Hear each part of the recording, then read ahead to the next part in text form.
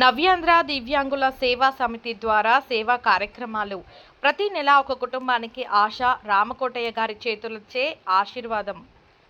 సామాజిక సేవ అనేది శక్తి కలిగిన వారు మాత్రమే చేయగలరు అనిపించే ఈ యుగంలో తన చిన్న ఆదాయాన్ని పక్కకు పెట్టి సేవ పట్ల అపారమైన ప్రేమను చూపిస్తూ ముందుకు సాగుతున్న వ్యక్తి అద్దంకికి చెందిన దామ రామకోటయ్య గారు. ఇతడు వృత్తిరీత్యా ఒక ఎలక్ట్రీషియన్. తన వృత్తిలో ఆదాయం తక్కువగా ఉన్నా పెద్ద మనసుతో ప్రతి నెల ఒక నిరుపేద కుటుంబానికి నిత్యావసర సరుకులు అందించడం ఆయనకు జీవన ధర్మంగా మారింది.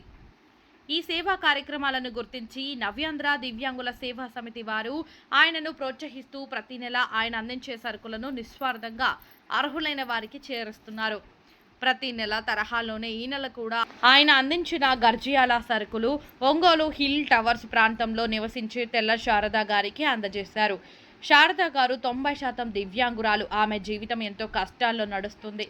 ఆధారాలు లేక, ఉపాధి లేక 1-2 ప్యాకెట్స్ కూరగాయలకే ఆశపడే ఆమెకు ఒక నెల సరుకులు ఒక వరంగా మారాయి.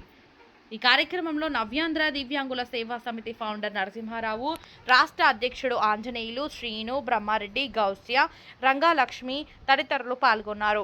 వారు ఈ సహకారాన్ని స్వయంగా శారద గారిని కలిసి అందజేశారు. ఈ సందర్భంలో శారద గారి కళ్లల్లో తానెంతో కాలంగా ఎదురు చూస్తున్న ఆశ నింపిన కృతజ్ఞతాభావం కనిపించింది.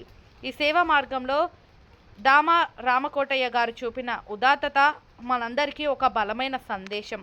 సేవకు సంపద అవసరం కాదు, సంకల్పం చాలును.